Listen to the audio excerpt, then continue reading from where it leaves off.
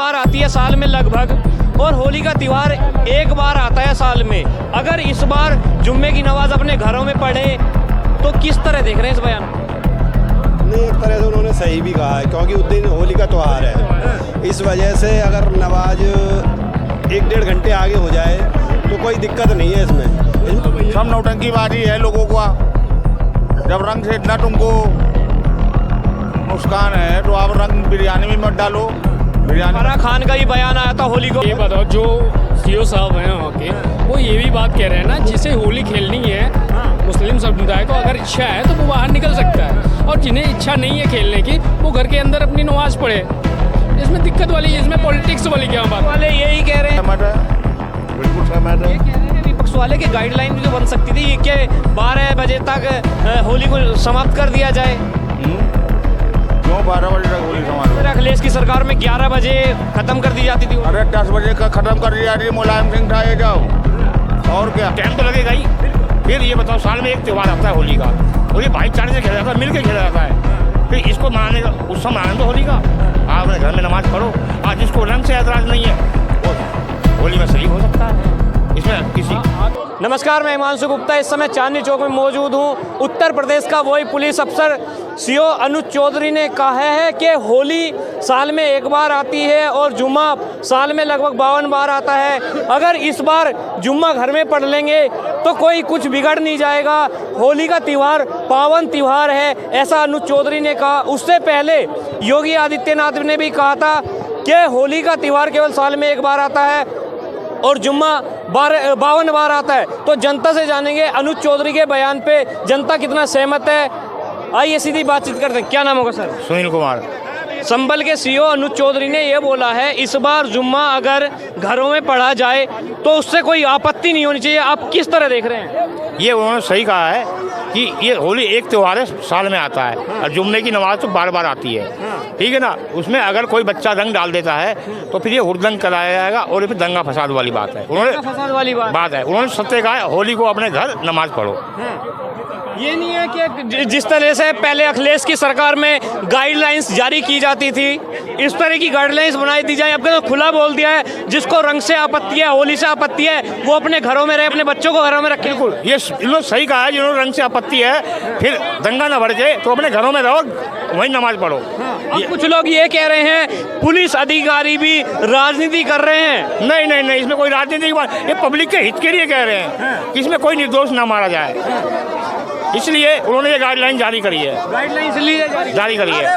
CO अनुज चौधरी ने ये बोला है कि जुम्मे की नमाज 52 बार आती है साल में लगभग, और होली का त्यौहार एक बार आता है साल में। अगर इस बार जुम्मे की नमाज अपने घरों में पढ़ें तो किस तरह देख रहे हैं इस बयान को?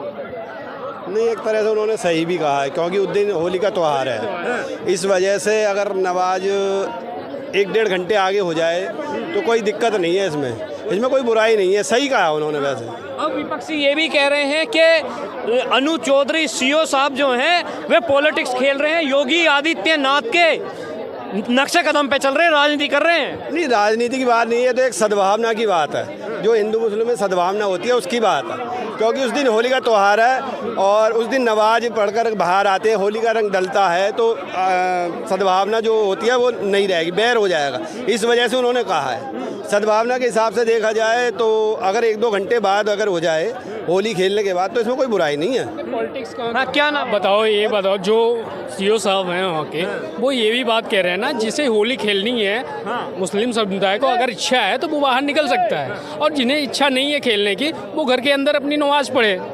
इसमें दिक्कत वाली, इसमें पॉलिटिक्स वाली क्या बात? वाले यही कह रहे हैं, जिस तरह से संभल कांड पे उन पे लगातार आरोप लगे, उन्होंने अपने धाकड़ अंदाज में बयान दिया कि पुलिस वाला जो होता है किसी की टुटपुंजियों के हाथों मरने के तरह नहीं होता, उसी तरह का। संभल कांड इतना बड़ा कांड था, अगर धाकड़पना नहीं दिखाएंगे, अगर एक सख्त वो क्या कहते हैं आदेश या फिर निर्देश नहीं देंगे वो, और कार्रवाई नहीं करेंगे, तो वो यार वो इतना बड़ा मुद्दा था, वो कैसे संभलता?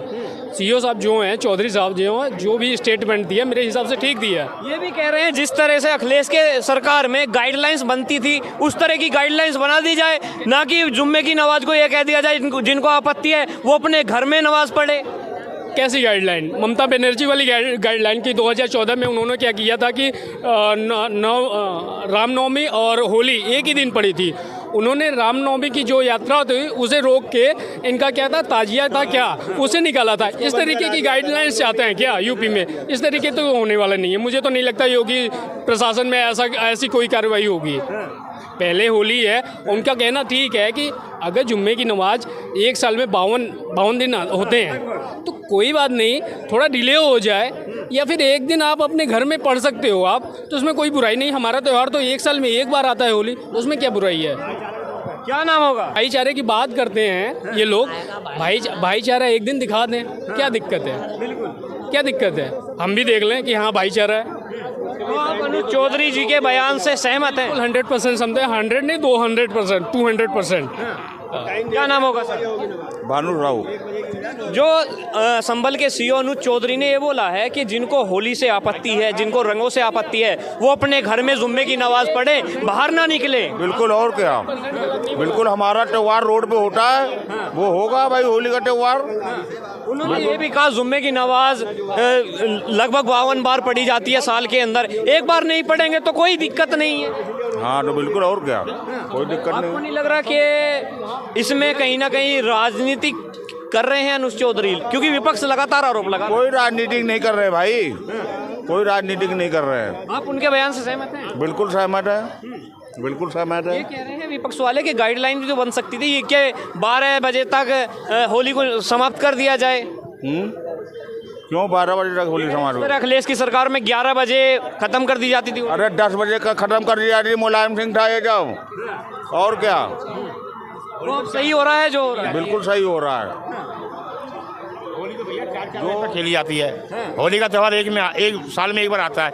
अब मेरा दोस्त आ रहा है हरियाणा से होली खेलने के लिए, ये बताओ ना, तो टाइम तो लगेगा ही। फिर ये बताओ, साल में एक त्यौहार आता है होली का, और ये भाईचारे से खेला जाता है, मिल के खेला जाता है। फिर इसको मनाने का उत्सव मनाने दो होली का। आप अपने घर में नमाज पढ़ो, आज जिसको रंग से ऐतराज नहीं है वो होली में शरीक हो सकता है। इसमें किसी आज तो भी गनीमत है कि हम एक ही दिन खेलते हैं। आज से 10, 20, 25 साल पहले चले जाओ, लोग एक हफ्ते खेलते थे। ब्रज के अंदर अब भी होता है, मथुरा के अंदर, ब्रज के अंदर चले जाओ, एक हफ्ते तक होली चलती है और बढ़िया होली खेली जाती है। देखो उन्होंने चौधरी साहब ने जो बोला है मेरे हिसाब से बिल्कुल सही बोला है। और इस बयान को कैसे देखते हैं? जो मथुरा वृंदावन से साधुओं ने बयान दिया था कि मुस्लिमों की और जो कट्टरपंथी हैं उनकी एंट्री ब्रज के अंदर बंद की जाए। ऐसा तो मैंने नहीं सुना। अगर ऐसा बोला है, उन्होंने योगी आदित्यनाथ को खून से लिख के लेटर भी भेजे। नहीं, ऐसा गलत है, ऐसा कहना गलत है मेरे हिसाब से। कहा था कट्टरपंथियों की।